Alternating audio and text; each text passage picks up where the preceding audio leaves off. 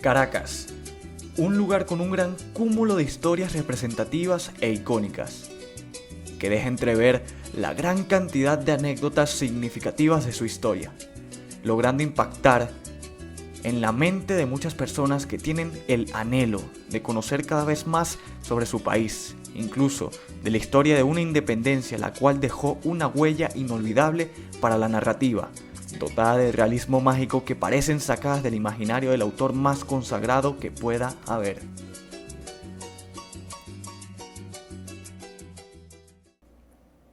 Es menester decir que dichas esquinas son puntos importantes que guardan información de sucesos y leyendas populares de la capital del país, pudiendo iniciar con Esquina de Sociedad, ubicada en la Avenida Universidad, siendo albergue de la sede de la Sociedad Patriótica en el año 1811, consistiendo en una gran casona con un jardín inmenso, rodeado de grandes pilares, siendo imponente para la vista de cualquier espectador. Era el lugar de numerosos bailes y eventos sociales de gran magnitud. Además, fue el lugar en donde se escuchó por primera vez a Simón Bolívar dando sus discursos llenos de motivación en los que eran embellecidos por palabras sonantes de independencia y gloria. Personajes como Francisco de Miranda, Miguel Peña, Antonio Muñoz y los hermanos Zayas se reunían en este lugar para plantear estrategias en contra de la opresión que se vivía en aquel entonces en Venezuela.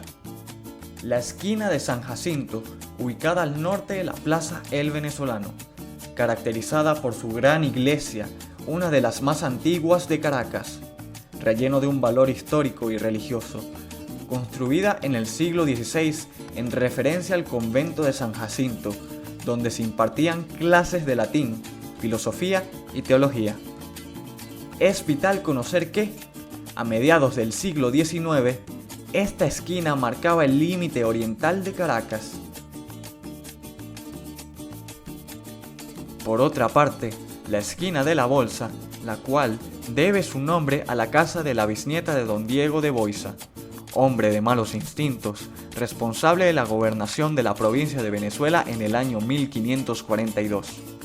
También se dice que en esa esquina estableció un tal Barón de Corbaya, un negocio de préstamo de dinero con tal fama que el presidente Guzmán y los políticos le visitaban frecuentemente para sus operaciones bursátiles. La oficina obtuvo entonces el nombre de la Bolsa de Caracas. Buenas tardes, bachiller. Por supuesto que sí. Mi nombre es José Antonio de Jesús Quijano Fonseca. ¿Y a qué se dedica, profesor? Yo soy periodista, colegiado, soy profesor universitario y laboro en la Pontificia Universidad Católica Santa Rosa de Lima. Entiendo, profesor. ¿Y usted ha vivido en Caracas toda su vida? Toda la vida. Yo nací en la parroquia San José, aquí cerquita. Y, profe, cuénteme, ¿conoce las esquinas de Caracas? Alguna, una que otra. ¿Puede contarnos un poco más sobre ellas? Sobre las que conozca. ¿Cómo no? Te voy a mencionar en primer lugar la esquina de las Piedras. La esquina de las Piedras está ubicada en lo que hoy en día se llama Parroquia Santa Teresa. Anteriormente se llamaba la Parroquia San Pablo. ¿Qué sucede?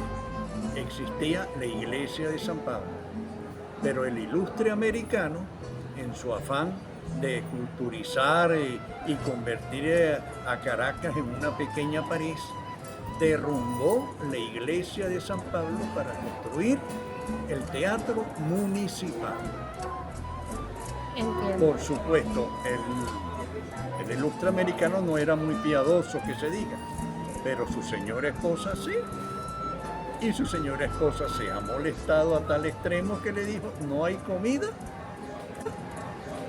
mientras no me construya la iglesia. Wow. Entonces comenzó a construir lo que hoy en día conocemos como la iglesia de Santa Teresa. La primera parte, la que tiene entrada vía oeste, que es realmente pequeña, la construyó y le puso el nombre de Santa Ana. La esposa fue a verla y le dice, esto no me satisface. Tienes que hacerme una iglesia como era la iglesia de San Pablo. Entonces él contrata nuevamente a los arquitectos, todo, para que continúe la ampliación de la iglesia de Santa Ana hasta ponerle una entrada por el este de la ciudad. Tenía entrada por el este y por el oeste y 2 puertas laterales. Entonces a esa segunda etapa le puso el nombre de Teresa, siempre tratando de ganar puntos con su esposa que se llamaba Ana Teresa. Y es lo que hoy en día conocemos como la Basílica de Santa Teresa. Pero yo comencé hablándote de la esquina de las piedras, era importante. Esa esquina va siempre en declive y por supuesto cada vez que llovía el agua corría y arrastraba piedras y se acumulaban en esa esquina. Por eso esa esquina lleva el nombre de Esquina de las Piedras. Pero es muy famosa, su historia es muy rica. A escasos 30 metros está lo que se llama la Cuadra de los Bolívares. La Cuadra de los Bolívares no era otra cosa, sino que la casa de campo de los Bolívares, que llegaba prácticamente hasta el paraíso. Inclusive pasaba el río Guaire, existía lo que se llamaba el Muelle de los Bolívares. Y a ese Muelle de los Bolívares, o por ese Muelle de los Bolívares, llegó desde los Altos Mirandinos barcazas con la madera, toda la madera que se estaba utilizando para el techo de la catedral.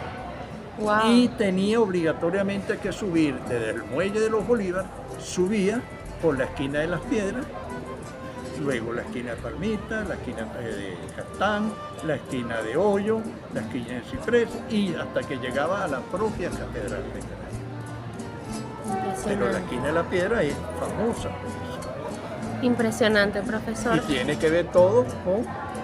Las piedras. Sí, ¿Y otras esquinas, profesor? cómo no. Te puedo hablar de la esquina del Muerto. Ujú. En la esquina del Muerto existe un restaurante gallego, muy buen restaurante, de muchos años de historia. ¿Y por qué la esquina del Muerto? Cuentan la historia que venía un entierro, como era en aquella época, llevaban su ataúd al hombro, 2 pasitos para adelante, 1 para atrás, 2 para adelante. Ese era el bailecito de los entierros. Ok. Y llegando ahí a la esquina del Muerto, el muerto cobró vida. Empezó a golpear el ataúd, y todo lo baja y se abre el ataúd y el hombre se sienta. Ahora, todo tiene una explicación. Claro, en aquella época, muchas cosas no se sabían. Por supuesto. ¿Qué sucedió? El señor estaba sufriendo un ataque de eclampsia, que se llama, donde la persona prácticamente queda sin signos vitales y luego los recupera, al cabo del tiempo los recupera. Y fue lo que le pasó a este señor, ¿sí? Que quizás con el mismo movimiento el cuerpo reaccionó y él regresó. Wow. Hoy en día eso no sucede, porque cuando una persona fallece se hace un examen electroencefálico para asegurar ya la muerte de la persona, se le coloca una inyección letal en el corazón inclusive, o sea, evitar esos casos. Pero eso es ahora, antes no. Por eso hay tantas historias que van a abrir un ataúd y eso y consiguen a la persona boca abajo y todo, porque son personas que fueron enterradas y luego revivieron por estar presentando el ataque de cáncer. Cuénteme más, Vamos profesor. a hablar de la esquina del Chorro. En la esquina del Chorro había una señora que preparaba guarapos de papelón, jugo de caña podemos llamarlo. Y por supuesto, se estaba en la época post independencia, Ajá. Pero sí habían cosas raras. Entonces la señora, ¿qué hacía? A determinada hora ella cerraba el portón de su casa, el esposo abrió un pequeño agujero en la puerta y cuando alguien llegaba que quería guarapo, vamos a llamarlo así, tocaba la puerta. Entonces ella le hablaba, sí, ponga su vaso, y el señor ponía su vaso, y ella sacaba una manguerita y le servía. Y por el orificio donde se ponían las cartas, se metían las cartas, por ahí el hombre depositaba su moneda. Y quedó con el nombre de la esquina del Chorro.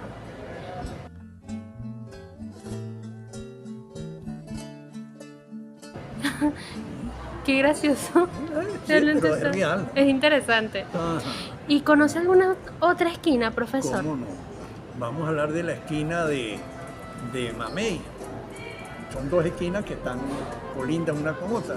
La esquina del Carmen y la esquina del Mamey, también en la parroquia Santa Teresa, la actual parroquia Santa Teresa. En la esquina del Carmen había una familia pudiente y constantemente hacía fiestas, grandes fiestas. Pues esta iba a su fiesta y luego salían de ahí, salían entonaditos y no podían pedir baño en la casa de la familia, porque se acostumbraba. Entonces unos metros más adelante, llegando a lo que es la esquina de Mamey, había un terreno baldío con una mata de mamey. Y entonces los señores que venían con sus necesidades se iban a esa esquina. Y después de ahí nacen las historias de los fantasmas de la esquina de Mamey. Parece que en aquella época no había luz eléctrica. Entonces se presta a todo eso. Si de historia se habla, la esquina Padre Sierra es la ideal para indagar sobre este tópico. Debe su nombre a don Joseph de Sierra, un capellán de las monjas Concepciones que vivió en una casa ubicada en esta esquina en el siglo XVIII. Su labor humanitaria durante una epidemia y un terremoto le valió el reconocimiento y el honor de tener la esquina bautizada con su nombre. Además, dicho lugar fue la cuna de Francisco de Miranda, prócer de la independencia de Venezuela. En el lugar se encuentra una placa en nombre de él, puesto que la morada fue demolida. La esquina de Amadores es uno de esos rincones de Caracas que, aunque su nombre evoca romance y pasión, su origen es más bien práctico y cotidiano, a diferencia de la esquina del Guanábano, cuya historia está más ligada a eventos históricos y leyendas. Dos Pilitas es uno de esos misterios que enriquecen la rica historia de las esquinas caraqueñas. Aunque no hay exactitud acerca del origen de su nombre, algunos lugareños afirman un sinnúmero de hipótesis, las cuales están basadas en el contexto histórico y cultural de la ciudad, siendo algunas de estas las siguientes. La presencia de fuentes, iniciando desde lo más obvio, que sería que, en esa esquina, en algún momento existieron dos fuentes o piletas. Estas podían ser fuentes ornamentales, bebederos públicos o incluso parte de un antiguo sistema de acueducto. Con el paso del tiempo y por los cambios urbanísticos, estas fuentes podrían haber sido removidas, pero el nombre persistió como un recuerdo del pasado. Ubicada en la avenida Baralt, más concretamente en el Oeste 9, la esquina del Guanábano es uno de esos rincones de Caracas que evocan historias y leyendas de la ciudad. Su nombre, como muchos otros en la capital venezolana, está ligado a un elemento natural, un árbol de guanábana que, en su momento, brindaba una sombra acogedora y un punto de referencia en el paisaje urbano. Caracas es un lugar sumamente cultural. Se pudo observar que está dotado de un gran componente histórico y de renombre. Cada esquina, cada avenida, cada calle está representada por una historia, capaz de entretener e informar a la mente de sus habitantes y turistas, que, deseosos por más, siempre buscarán de aliviar esa curiosidad excesiva de querer saber más que el día anterior. Es por esto que los hechos siguen y perdurarán por el resto de los años venideros, capaces de reinventar cada esquina con nuevos relatos y acontecimientos que perduren en la historia de este país diverso y extenso.